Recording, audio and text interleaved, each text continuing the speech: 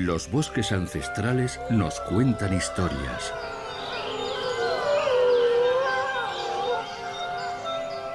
Y para hacerlo, necesitan espacio. Toda una espesura que se dirige hacia el horizonte. Sorfheide, en la zona nororiental de Alemania, es un lugar mágico en el que habitan unos pobladores misteriosos. Miles de marismas y cientos de lagos salpican el paisaje, con un toque de humanidad. Ligeramente poblado y muy poco conocido, es un emblema de la sostenibilidad en la naturaleza.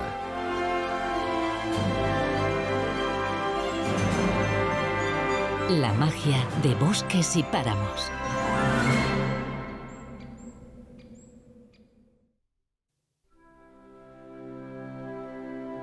El noreste de Alemania es una región especial. Está conformada por un bosque sin fin y una miríada de marismas y lagos.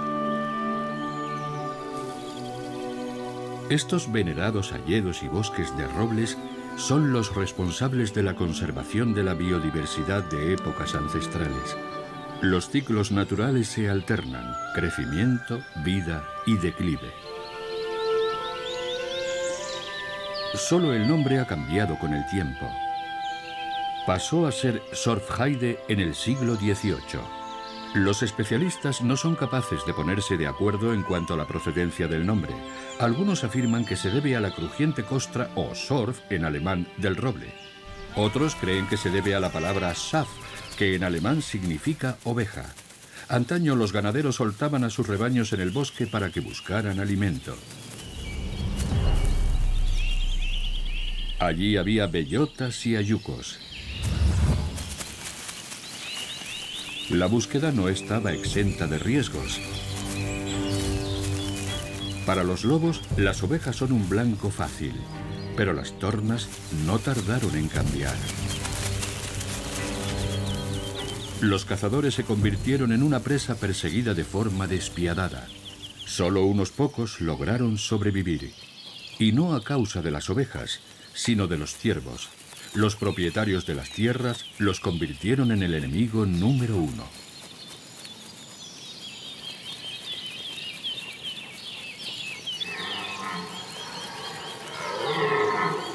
Se dedicaron a proteger a esta especie y sus poblaciones crecieron casi más de lo que el entorno era capaz de soportar, mientras la cantidad de lobos se veía diezmada. La élite de la sociedad buscaba darse festines y conseguir una buena cornamenta. Los lobos necesitaban la carne para sobrevivir. En 1809 mataron al último ejemplar de su especie.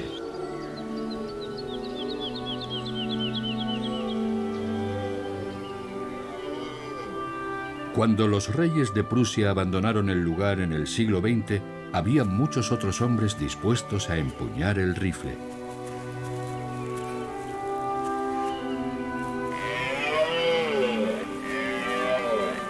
Por ejemplo, el famoso Hermann Göring y el jefe de Estado de Alemania del Este, Erich Honecker.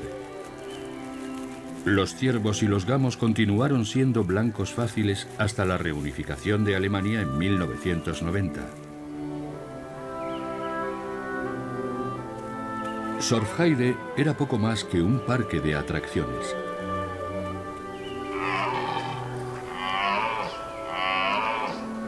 Solo había en ello un aspecto positivo, y es que una gran parte del bosque se conservó completamente intacta.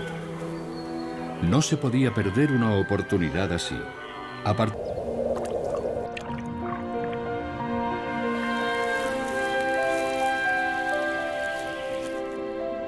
El agua siempre ha desempeñado, y continúa haciéndolo, un papel esencial en la vida de los habitantes de la zona.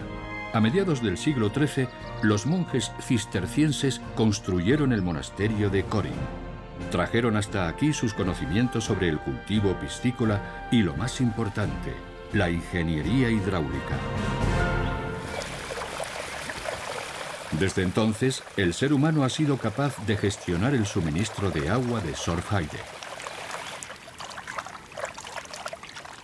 A medida que los monjes cavaban kilómetros de acequia, los niveles de agua comenzaron a descender drásticamente.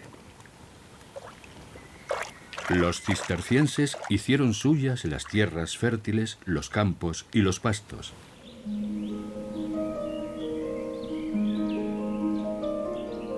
No obstante, según se iban secando las tierras del bosque, las especies que lo habitaban fueron perdiendo las condiciones esenciales para poder sobrevivir. Hasta hace unos 30 años, los ecologistas y los silvicultores comenzaron a traer agua de nuevo a esta zona. Estas 4.000 hectáreas de humedales recuperados suponen un hábitat nuevo para las grullas.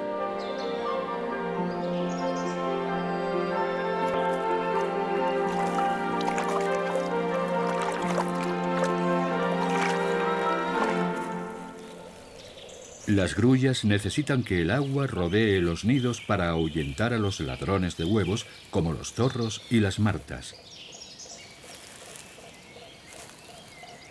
Suelen buscar territorios que se encuentran. Los hayedos son el hogar de otras joyas voladoras como el martín pescador.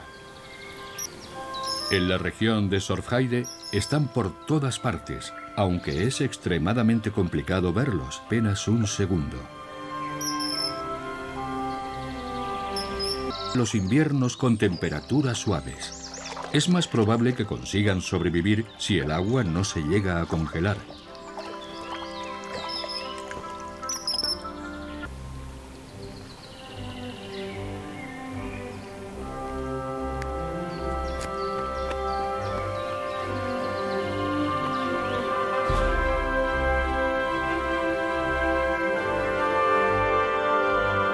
La región de Sorfheide forma parte de la mayor extensión de tramo continuo de bosque del noreste de Alemania.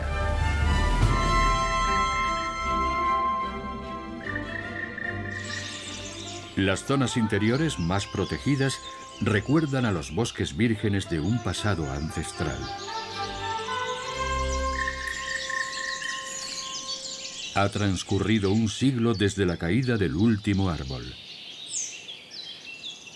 El roble nudoso ofrece alojamiento para los nidos de una gran cantidad de especies. Hay sitio para todos.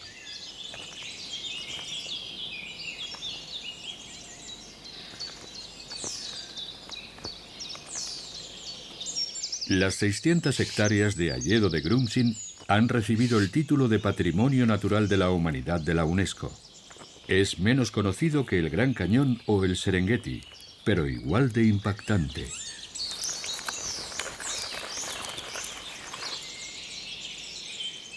Aunque en su origen su gestión fue comercial, se está transformando en una selva virgen.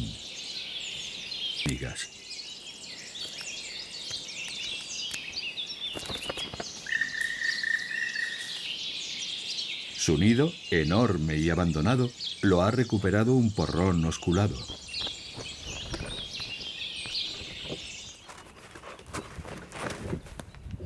A 15 metros sobre el suelo está perfectamente protegido frente a los depredadores.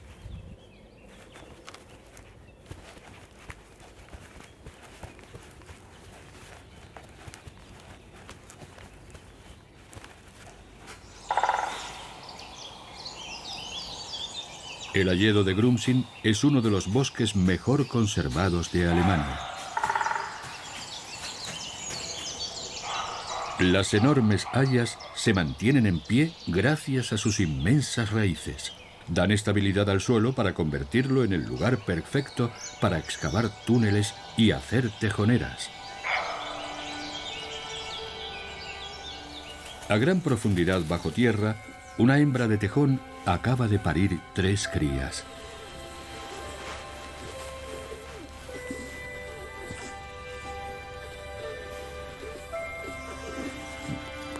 Se dedican a mamar y a dormir durante el día.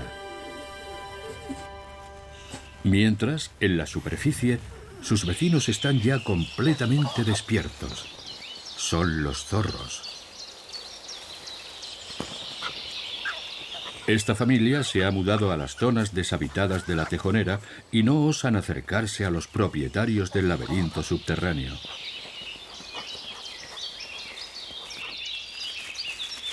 La zorra está sola con sus cachorros.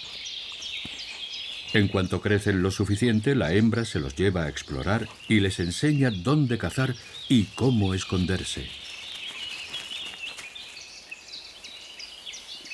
Durante todo este tiempo han estado viviendo bajo tierra, pero a finales de mayo ya no hay quien los pare. Recorren una y otra vez la gran cantidad de entradas y salidas.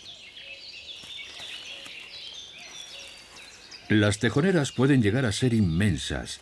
Estos animales no paran nunca de excavar túneles ni de construir cámaras.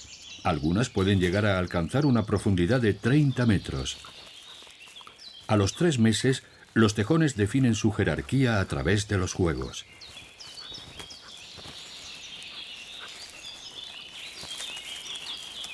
Con su agudo olfato, detectan lombrices de tierra, insectos y pequeños vertebrados.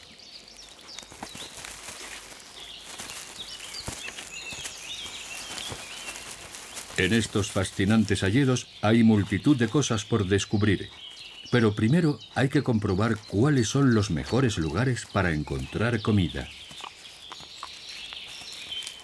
Imposible saber cuántas generaciones han vivido en esta tejonera. Los científicos encontraron una que había sido el hogar de esta especie durante 10.000 años.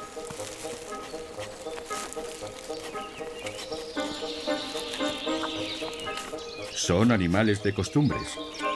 La hembra sale a la superficie a la misma hora cada tarde.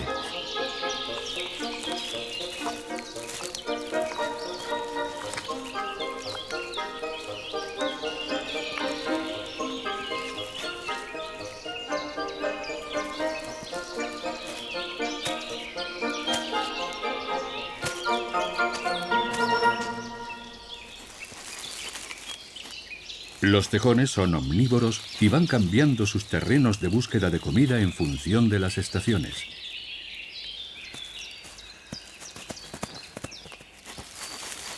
La madre enseña a su prole un emplazamiento especialmente suntuoso.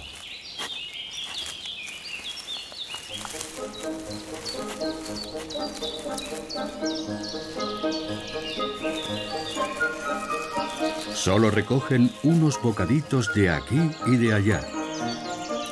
Todavía los está amamantando, pero no tardarán en alimentarse por sí solos. Ya es hora de llevar a los pequeños de vuelta a la seguridad de la tejonera.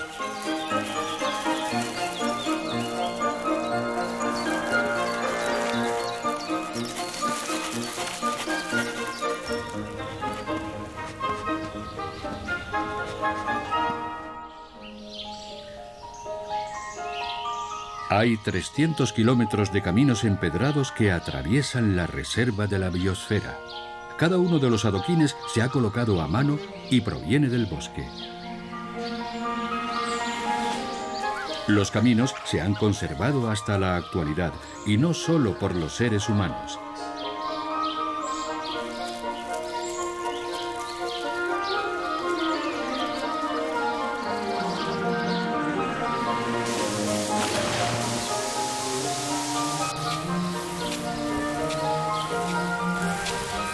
Uno de estos caminos pavimentados conduce al pueblo de Brodowin. Es un lugar muy especial. En los años 80, los habitantes del pueblo comenzaron a plantearse la posibilidad de transformar su agricultura para que fuera alternativa y sostenible.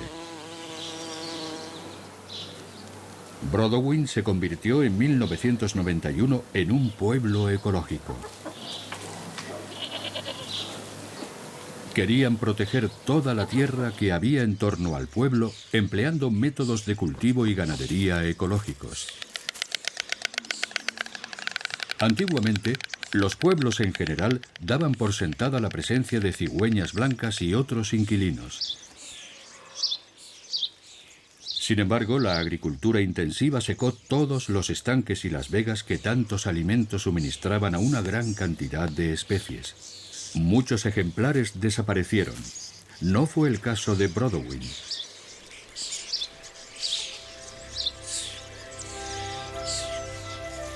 Estas cigüeñas son muestra de ello. Han llegado hasta aquí porque es el lugar donde se encuentra la mayor explotación agrícola de Alemania, que se rige por los principios de la agricultura biodinámica. Aquí, la agricultura y la ecología van de la mano. Brodowin se convirtió en la simiente de un desarrollo mucho más amplio. En la actualidad, la reserva de la biosfera es la zona más extensa de Alemania en la que se lleva a cabo la agricultura ecológica.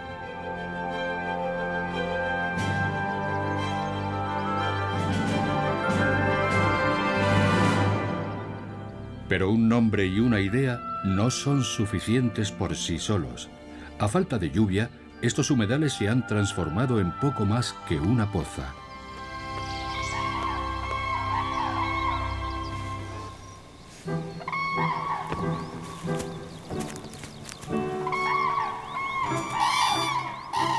Ahora, 6 parejas de grullas compiten por un solo territorio de cría.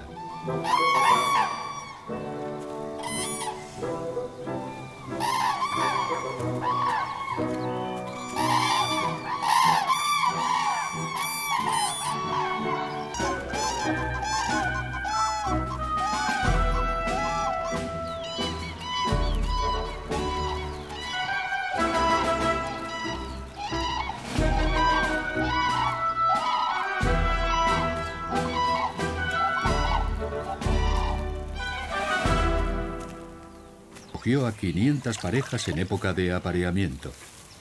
La presión y la competitividad son inmensas. Cada una de estas parejas se juega mucho. Incluso después de 2 años de sequía, el nivel de agua sigue siendo elevado en muchos de los humedales. El porrón también ha tenido crías. Van a buscar a su madre al estanque. No son los únicos ánades que hay en la zona, pero la madre no va a tolerar la presencia de otros ejemplares de su especie en las inmediaciones.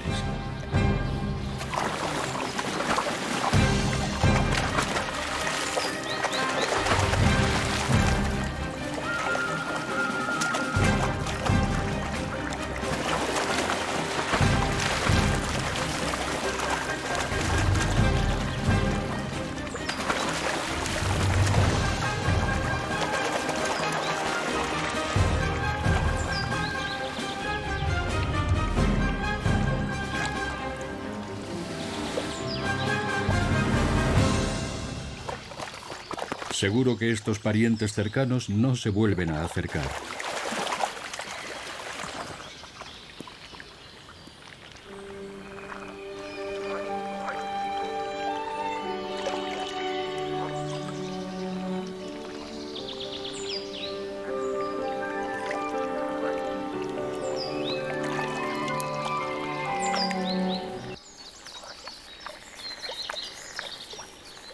De este modo, los castores, los ecologistas y los silvicultores van transformando las depresiones secas en humedales incólumes. Es el regreso del entorno salvaje y del equilibrio natural.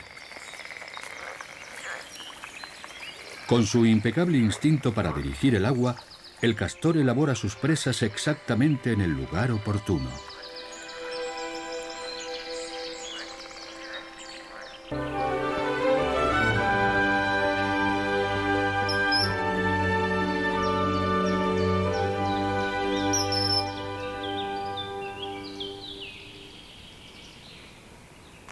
El martín pescador excava túneles para sus polluelos. Suelen preferir las orillas.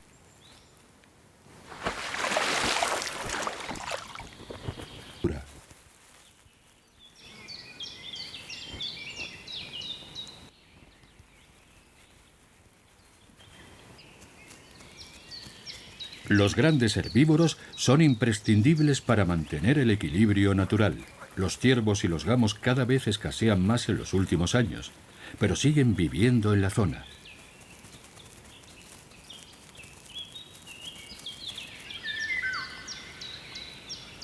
Han encontrado refugios tranquilos en las profundidades de la reserva de la biosfera.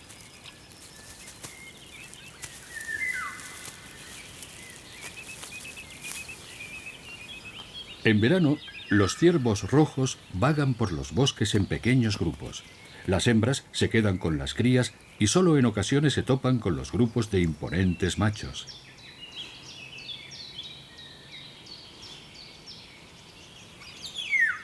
Como la caza se ha reducido enormemente desde las épocas en las que el Estado la autorizaba, los bosques han gozado de tiempo para recuperarse. Los tallos jóvenes y los árboles ahora sí tienen la oportunidad de crecer y envejecer.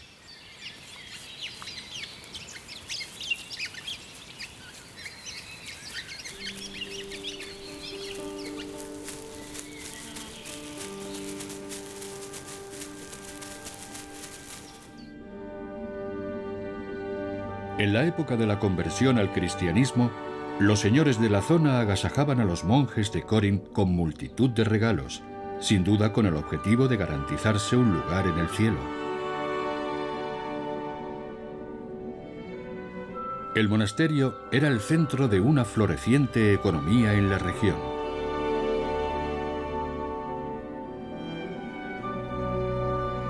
Además de las cesiones de inmensas cantidades de terreno, los monjes recibieron 2 molinos de agua. La potencia del agua servía para moler maíz, cortar madera e incluso forjar el hierro. Uno de esos molinos todavía funciona. Y en los estanques se ha creado una bulliciosa piscifactoría.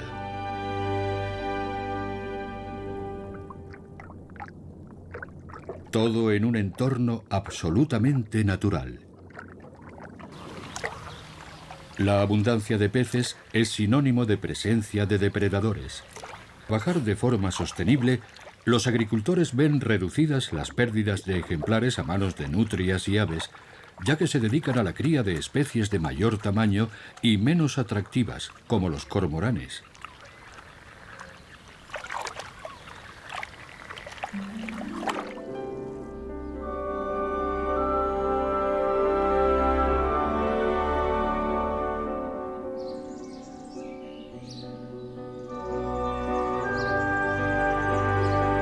Los terratenientes también donaron en su momento a los monjes el pueblo entero de Brodowin, que se encuentra en el epicentro de este paisaje, que apenas ha cambiado en los últimos 800 años.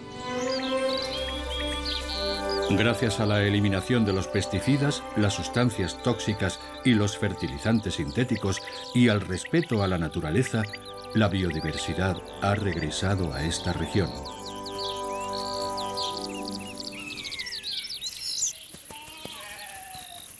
Brodowin y el resto de las comunidades de la reserva de la biosfera van ahora de la mano y las zonas aisladas se unen para formar refugios naturales a una escala sin precedentes.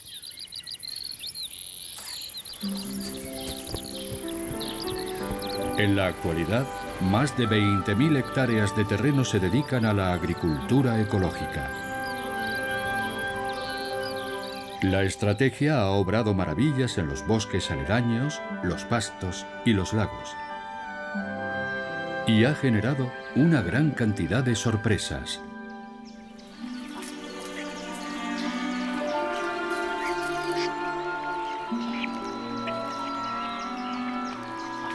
Su camuflaje es casi perfecto. 7 polluelos de abetoro se acurrucan en el nido entre los juncos. Estas garzas, cuyo tamaño es similar al de los pollos, eran antaño muy habituales en esta región. Ellos, no obstante, también sufrieron la destrucción de su hábitat. Ahora han regresado a los lagos de Brodowin.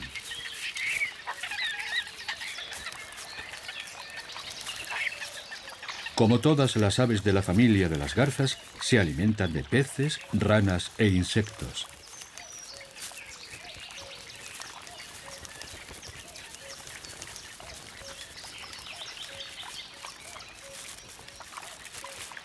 Entre la densa capa de juncos, su nido, trenzado a base de tallos altos y fuertes, apenas puede verse.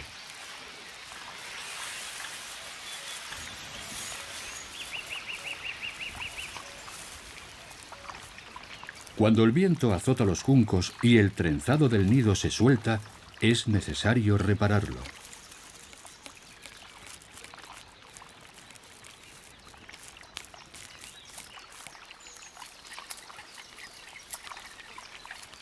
Ambos padres se encargan del cuidado de las crías, y los 7 polluelos pueden llegar a ser muy exigentes.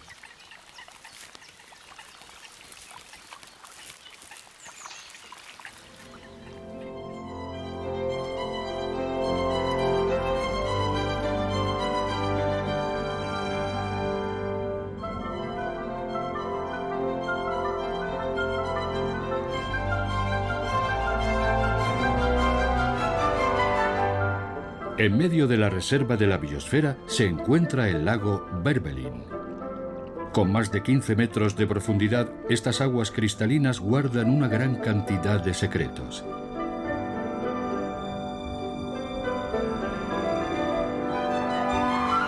Enormes bancos de peces patrullan las aguas en busca de comida.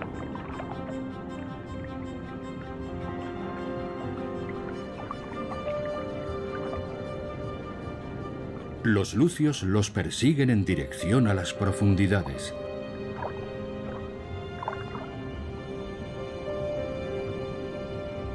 Pasan por formaciones blandas como flanes, pero no se rompen. Probablemente por ese motivo los habitantes de la zona las llaman montañas de flan.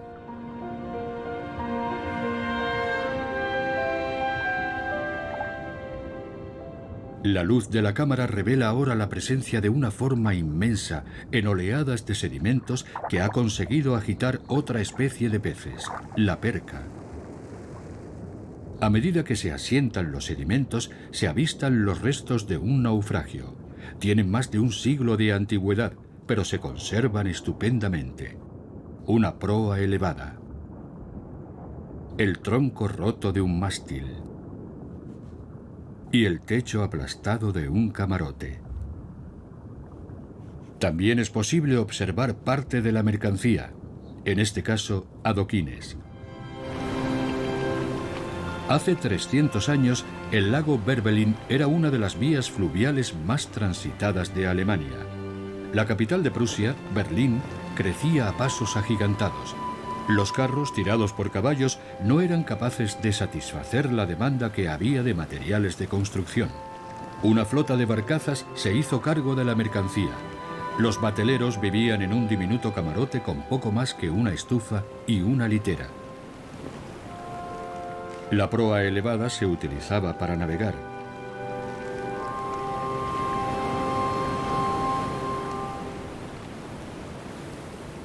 La travesía por el lago Bervelin era traicionera y las barcazas de 30 metros a menudo iban sobrecargadas. Si llegaba una borrasca de forma repentina, no tenían ninguna posibilidad de salvarse. Muchas naves volcaron y se hundieron con todos sus tripulantes. El pecio de Dornbus se encuentra a 30 metros. Aquí abajo viven muy pocos animales. Hace unos años, los mejillones cuaga y cebra migraron a estas vías fluviales en los lastres de los barcos procedentes de Oriente Próximo. Ahora han pasado a ser especies invasoras.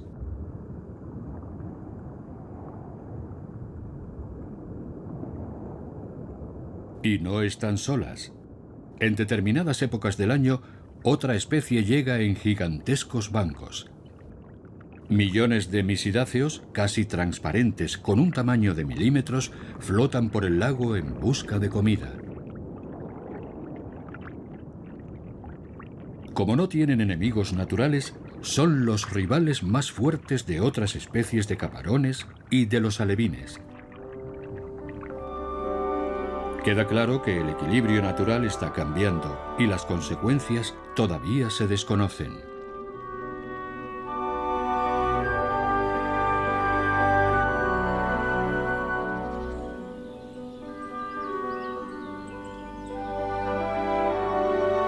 Junto a los antiguos bosques caducifolios hay hileras cubiertas de invariables bosques de pinos.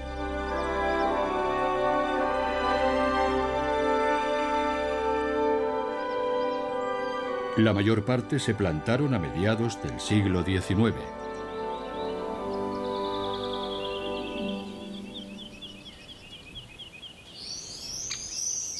Algunas de las especies de pinos originales todavía están en pie.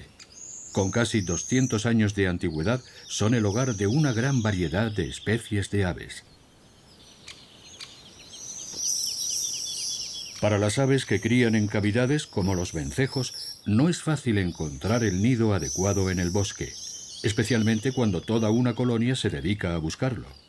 Se apoderan de los orificios que encuentran abandonados por los pájaros carpinteros.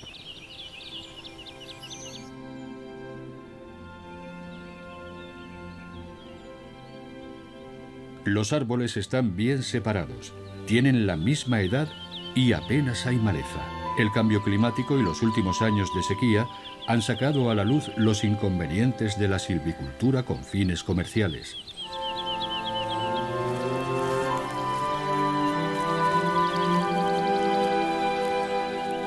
Algunos animales parecen estar más cómodos. Completan la manada los cachorros recién nacidos y los lobeznos de la camada del año anterior.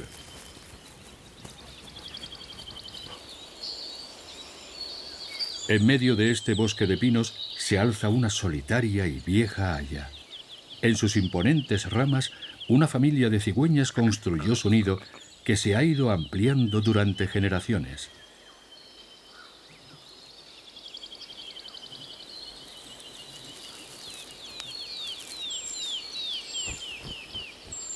Los adultos vuelan hacia las marismas más húmedas en busca de comida en las zonas más aisladas de la reserva.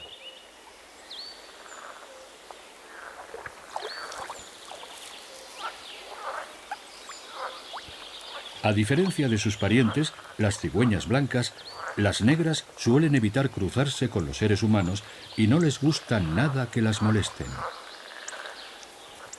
Los lobos salen de la espesura una vez al día para saciar la sed.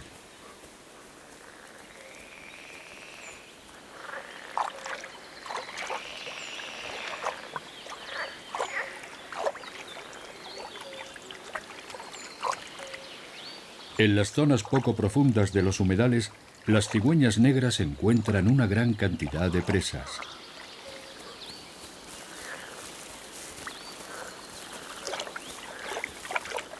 Las marismas y los lagos son el salvavidas que protege a los animales de Sorfheide.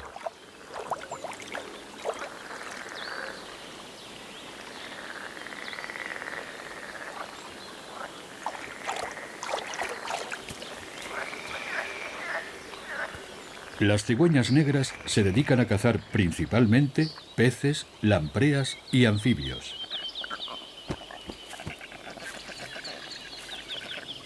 Los polluelos no son demasiado exigentes con la comida.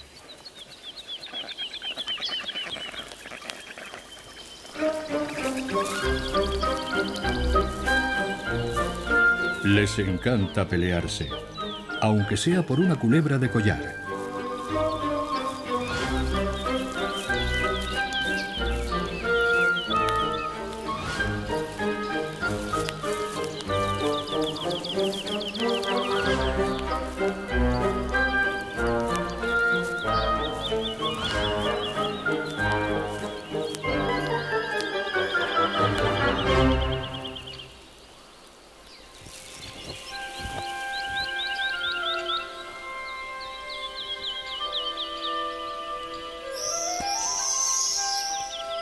A diferencia de las cigüeñas negras, los lobos pueden asentarse casi en cualquier lugar. siempre que se lo permitan.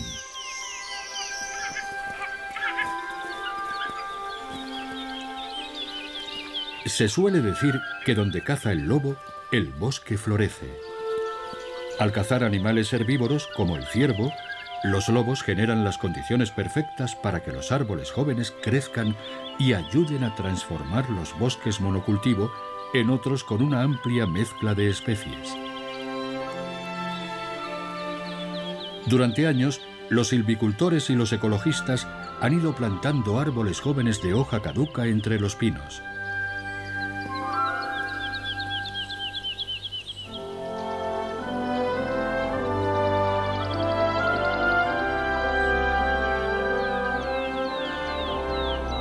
En Sorfheide se han propuesto transformar todos los bosques.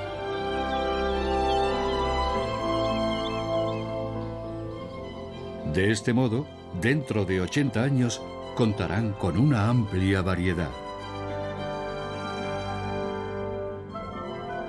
Con la fundación de la Reserva de la Biosfera de la UNESCO, esta región ha sido testigo del comienzo de una nueva era. El agua ha traído de vuelta a los animales y a las plantas que hace tiempo habían abandonado el lugar. Han trabajado codo con codo en beneficio de la naturaleza. La población de esta zona ha demostrado que hay una manera distinta de hacer las cosas que funciona. Podría servir de modelo también para otras regiones, no solo en Alemania.